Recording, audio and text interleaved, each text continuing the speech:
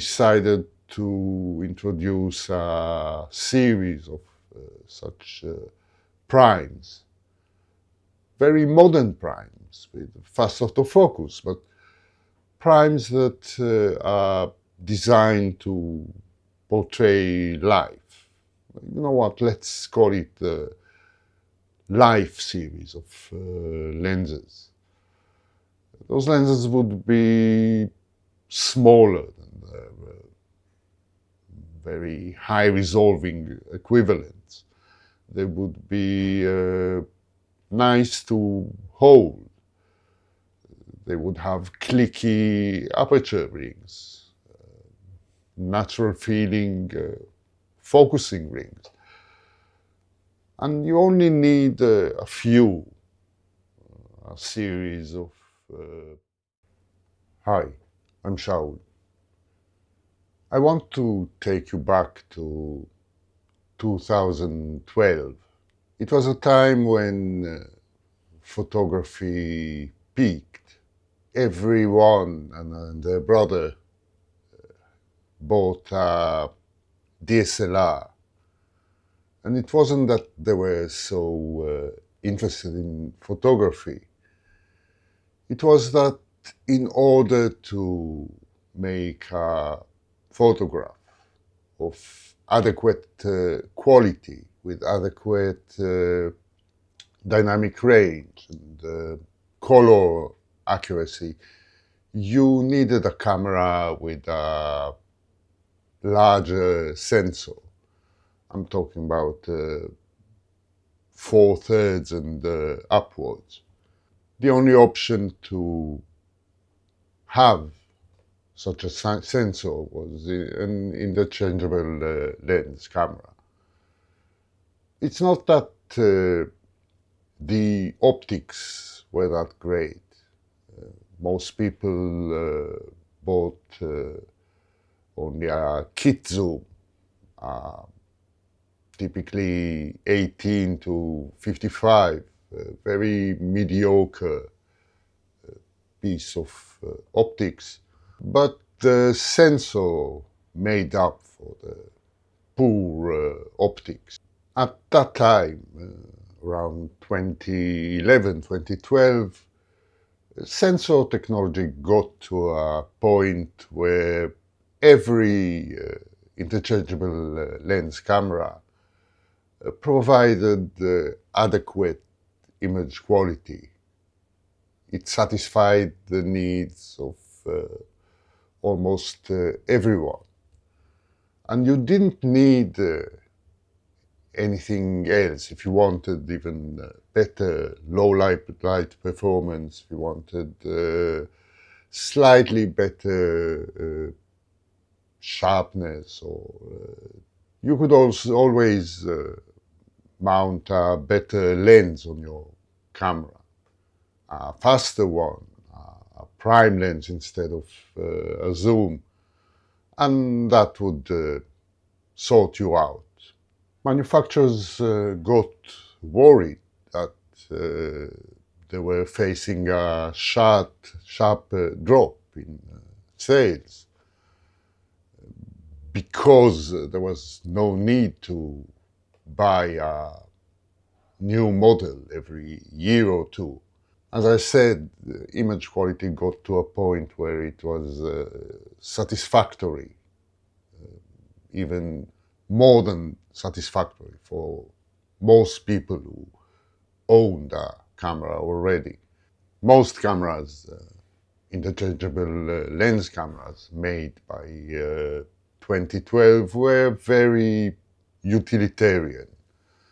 They had a standard user interface, control layout that had not changed since the 1990s. And this is what was expected.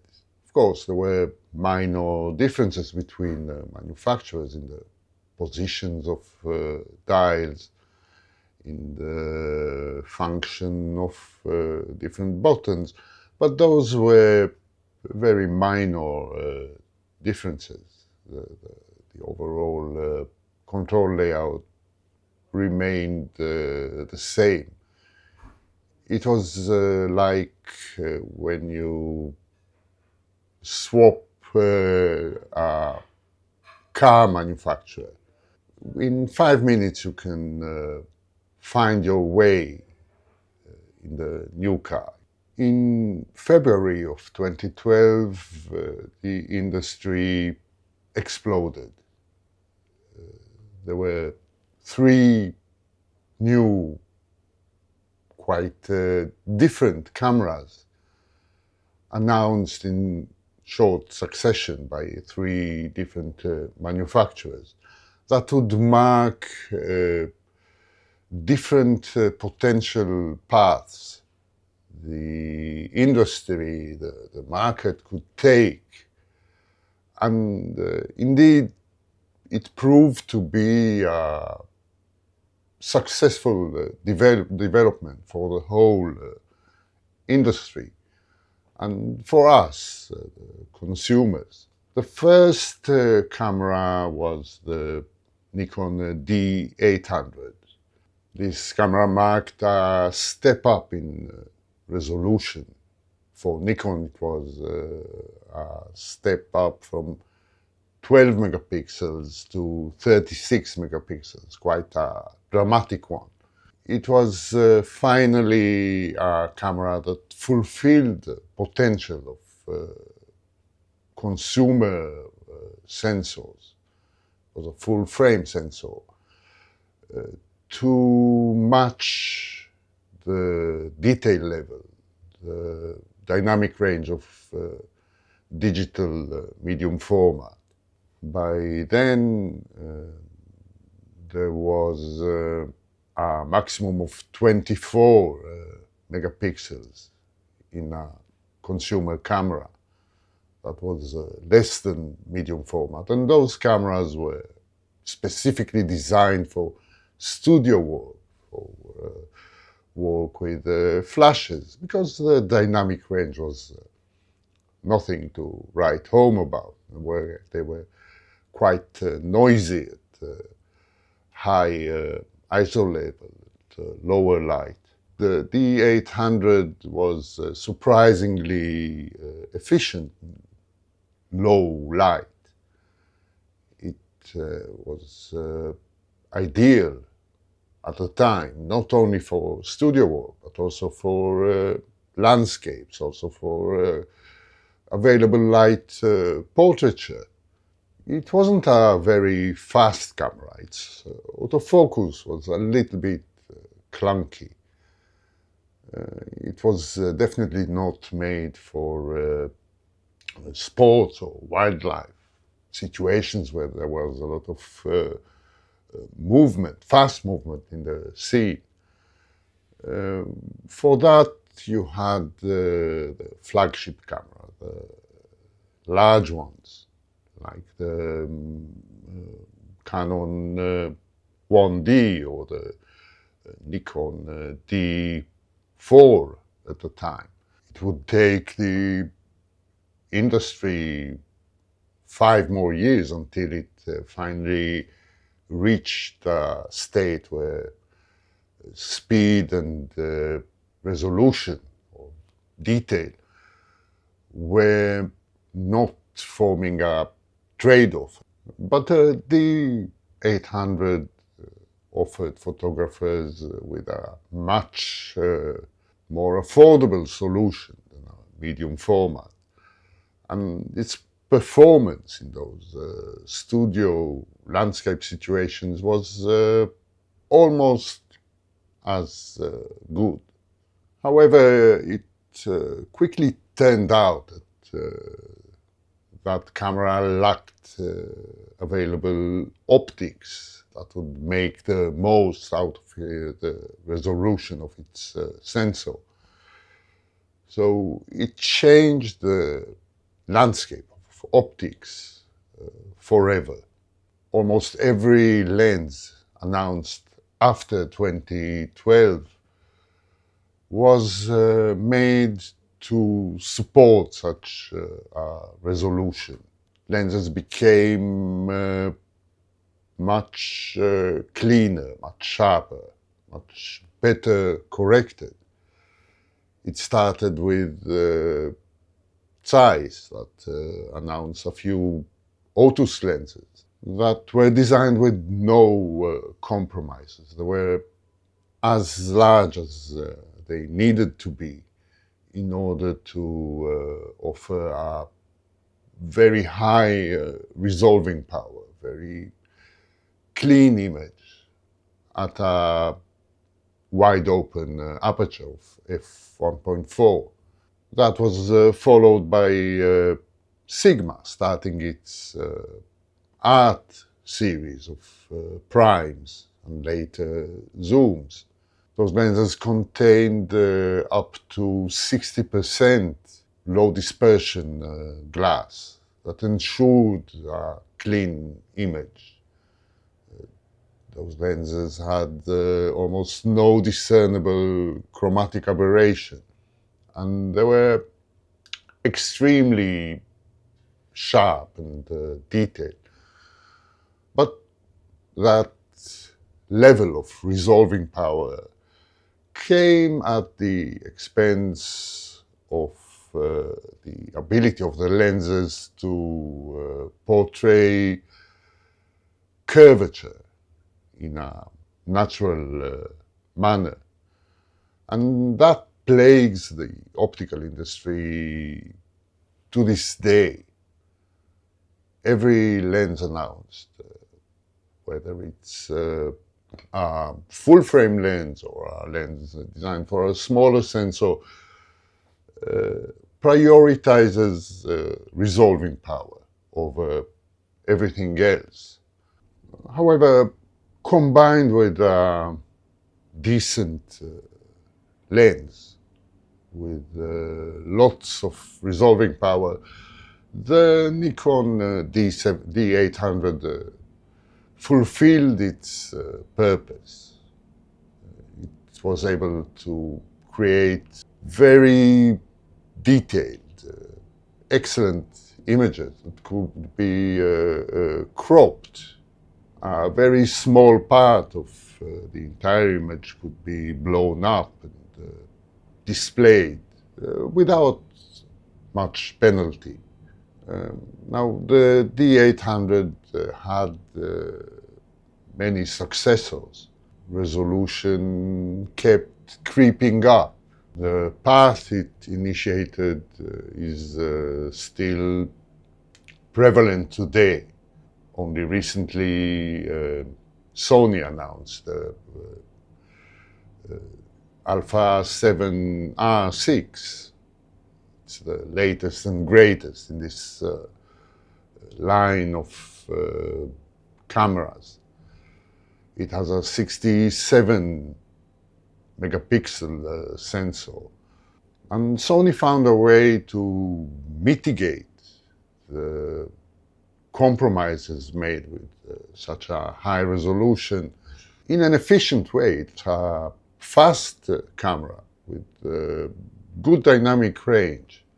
That makes it a direct successful of the D800.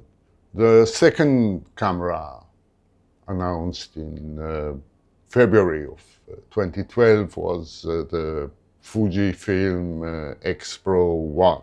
Fujifilm was playing with the idea of designing retro cameras since 2010, when it announced the first version of its X100 series. The XPro1 represented an evolution of that idea because it was an interchangeable lens camera. I think it also featured the first X-trans sensor that promised to provide a more organic look of the photograph with much lower sensitivity to electronic artifacts such as moire. It was a camera designed specifically for social photography. and especially street photography, because it looked like a rangefinder camera. In fact, it was Fuji's attempt to build on the legendary ethos of Leica rangefinders, but at a much more affordable price. And that idea proved to be successful. Street photography was just starting its baby steps at the time. And it quickly became a widely practiced genre. Street photography doesn't put much technical demands on the gear. Dynamic range doesn't have to be especially impressive. You don't need a fast autofocus. All you need is a reliable exposure and a nice portrayal of the image. And the XPro1 had those features in spades. It also featured film simulations. There were only a few of them, but the users of that camera were really happy about the possibility to emulate film with such a camera that looked like a film camera. The first lenses introduced with the XPro1, there were 3 primes and 1 zoom, were quite poppy, quite nice. Since then they have obtained a legendary status because Fuji failed to replicate their style of rendering, the lifelike portrayal of the scene. However, the resolution of the sensors put in the successors to the XPro1 crept up, and it reached a level of 40 megapixels, which for an APS-C sensor is quite a lot. In order to resolve that tiny pixel pitch, you need quite impressive optics, quite corrected ones. So the lenses changed their priority over the years. And recent lenses completely prioritize resolving power over rendering. Nevertheless, cameras dedicated to street photography, documentary photography of people are still being made, perhaps more than ever before, not only by Fujifilm, but now also by Ricoh, by Nikon. And the XPro1 managed to carve a path for an entire ecosystem of dedicated to those specific genres. That original camera had its own problems. I had the opportunity to use one in 2013, I think, for a short while. And its autofocus was almost unusable. But in those applications it was made for, you didn't need a very good autofocus. In fact, the challenges it posed on its user made it only more likable. It was a relatively well-built camera with its metal chassis, and using it, holding it in your hand was quite a pleasure. I can't deny it. not a big Fuji fan, especially since they really increased the resolution of their cameras. The third camera, announced in February 2012, was the Olympus OMD EM5, a long name for a small camera. Anyway, the EM5 was the first fully capable mirrorless camera. It proved that cameras, in order to be highly usable, highly capable, did not have to contain a mirror. It has an adequate autofocus system, at least in single shot mode. It still lacked a phase detection mechanism.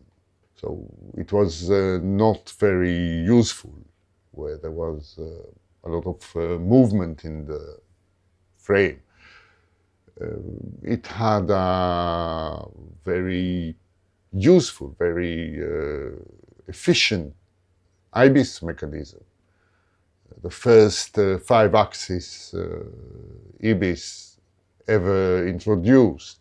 It had a small body, but it was well built, was weather sealed, metal made, and it felt dense and very durable.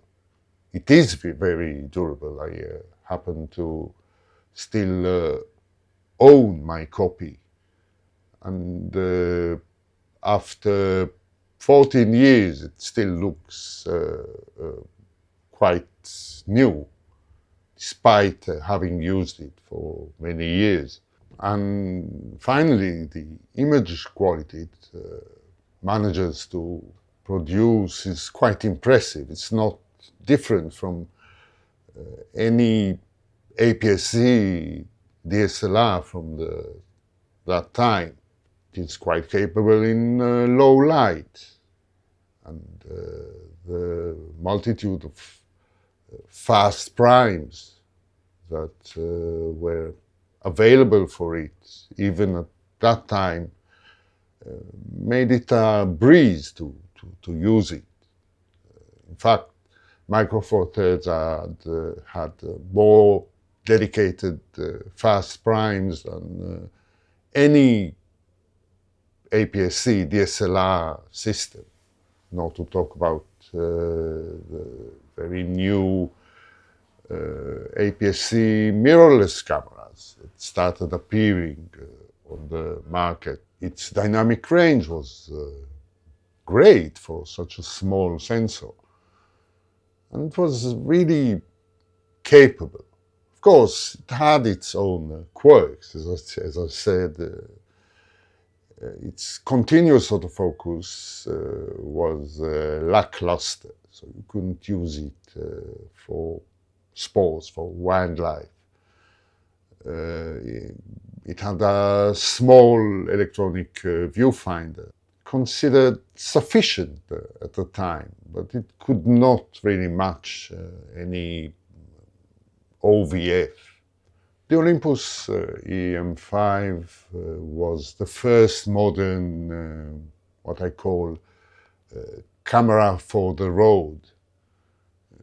It was a tough, durable little thing that you could throw in a bag with 2 small primes, and it could serve you in any scenario, almost any scenario,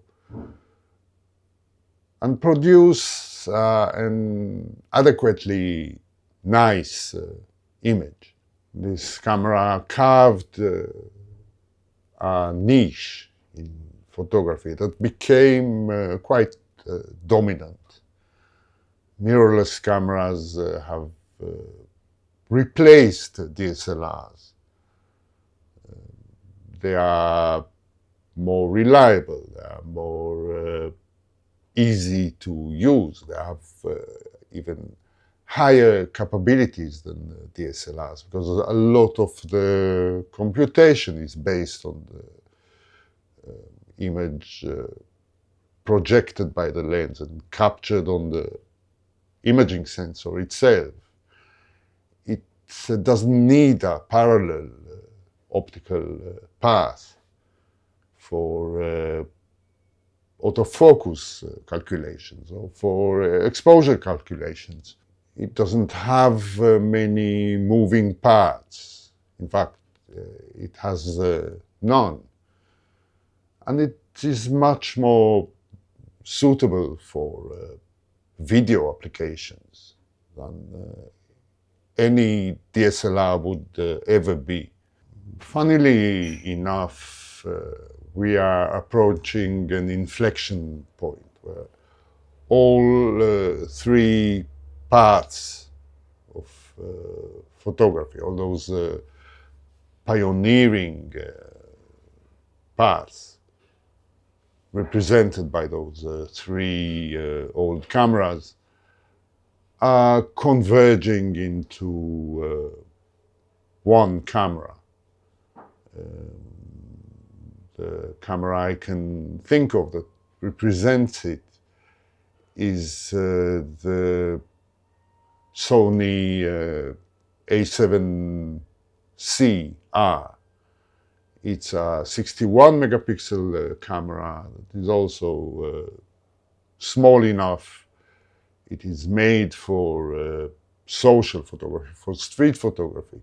It's true, it doesn't have many small matching lenses, but its capability in low light makes it possible to mount a smaller prime on it, even a slightly slower one, and maintain that friendly form factor.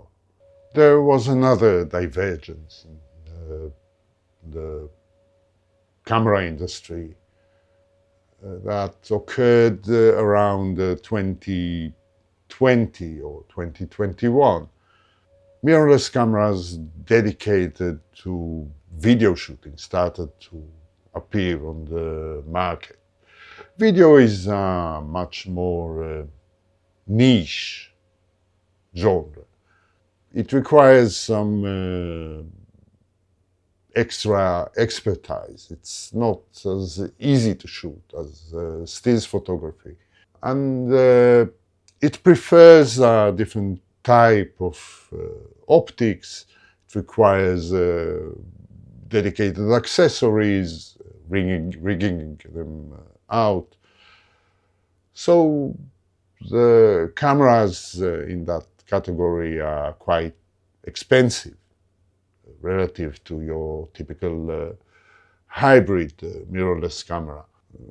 Looking at YouTube, you might think that cameras such as the Sony FX3 are the bread and butter of photography, but I can assure you those are niche products, niche cameras. The niche status of dedicated video cameras is reflected in the price. Those are quite expensive cameras, that they are not made for everyone. We are facing a reality where the future of the camera landscape looks more and more like a barren wasteland once again. And I think it's a good time for another divergence to occur. I believe the next divergence could be led by optics. It's been too long the industry has been missing more poppy types of optics. Optics that are made for living things, for a natural portrayal of three-dimensional objects and scenes. Everything these days seems to be too flat, too sterile. Images made by the newest cameras, the most sophisticated sensors, look just like images you might expect to obtain from a smartphone. There's no life in images anymore. And that has been an issue more and more.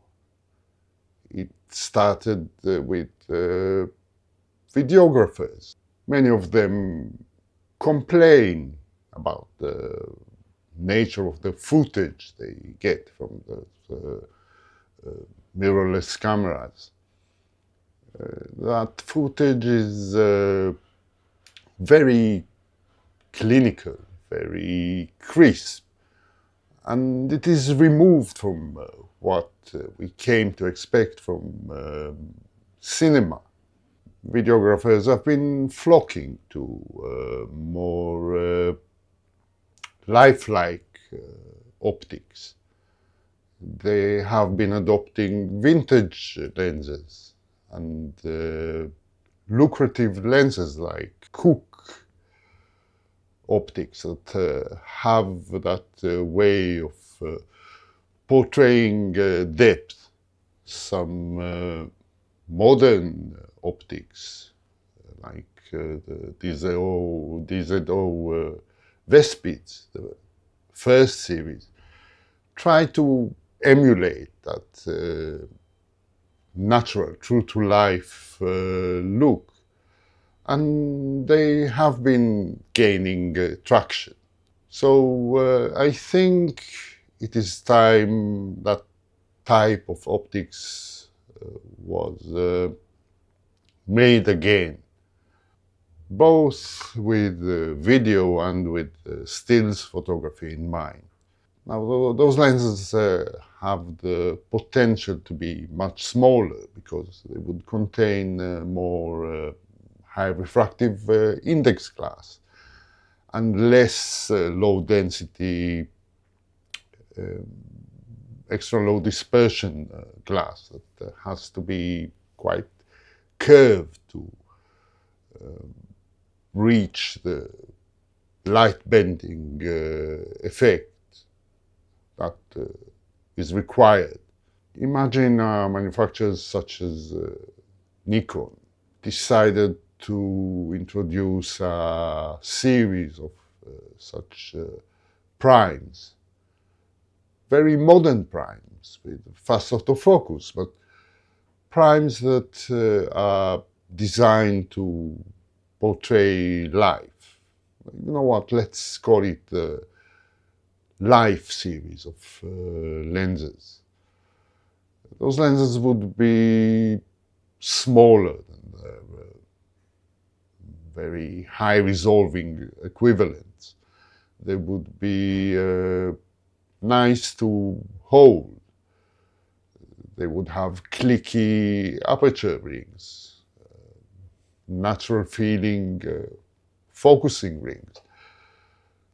And you only need a few, a series of 21, 28, 40, 55 or 58, and 75 or 90 millimeters, all with a maximum aperture of f1.4 or maybe f1.7 to make them more suitable to low light. Those lenses won't need a very high resolving body to be mounted on. You can easily reduce the resolution of the cameras made to be used with them. Perhaps 18 megapixels or 24 at the most. That means that with a modern processor, readout speed can be quite fast.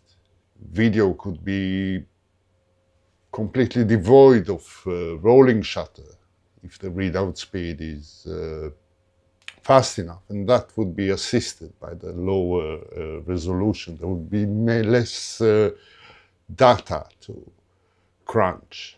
Just use a regular BSI sensor to maximize dynamic range. If Falkland and Thypoc can produce such series of lenses, manual lenses of course, then large camera manufacturers like Canon, Sony, Nikon, even Panasonic and Fujifilm can easily do it with the added benefit of autofocus. Nikon actually happens to offer some optics with those characteristics in its current lineup. It has 5 different lenses that do not contain any ED glass. The 26mm f2.8, the 28mm f2.8, the 35mm f1.4 non-S lens, the 40mm f2, that cheap plastic kit lens for the ZF, and the 50mm f1.8.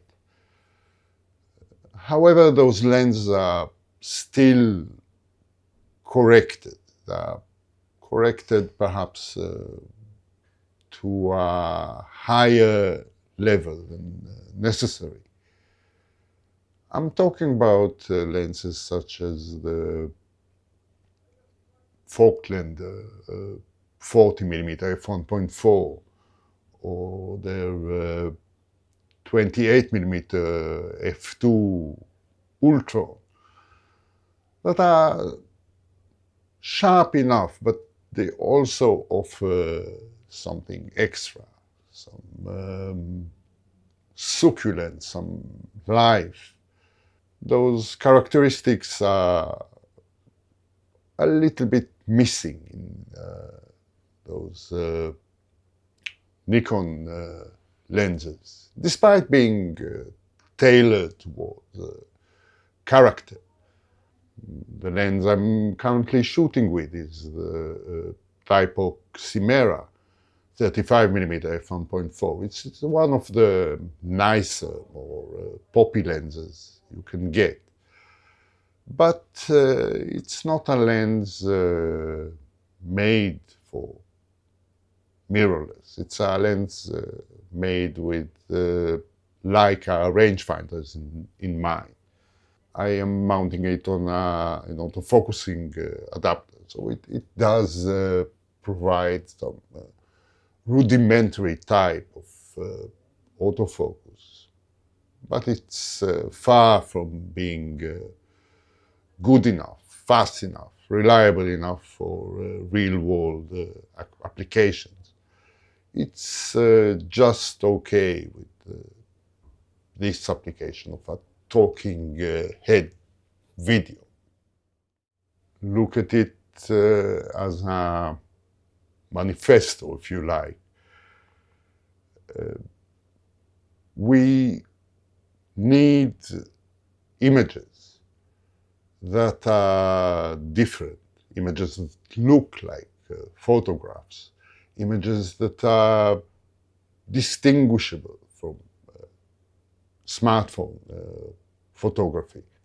And to achieve that, we need better optics. I'm not talking about more corrected optics. On the contrary, I'm talking about more traditional designs. Small lenses, easy to use, with all the modern features like fast, reliable autofocus, with the purpose of portraying life, portraying people, portraying dynamic social scenes. And we need them now. if you want to survive as camera manufacturers. You've been producing lenses for 100 years or more. You need to justify the trust. I am not buying any more Z-mount lenses. I just know what I'm going to get. And I don't want to be disappointed again. Luckily, I can resort to the vast portfolio of F-mount lenses and adapt them to my modern mirrorless cameras. To make the most out of those cameras, we need proper lenses that are made for them. It's easy for me to blame Nikon for this oversight. But the truth is, other camera manufacturers are just as bad, maybe even worse. At least Nikon is trying to satisfy this need. It's not adequate, but it's something. I think that will be all for today. A lot to think about. If you like this video and want to support my channel, please consider buying me a coffee. It's a nice gesture between gentlemen. There's a link in the description below.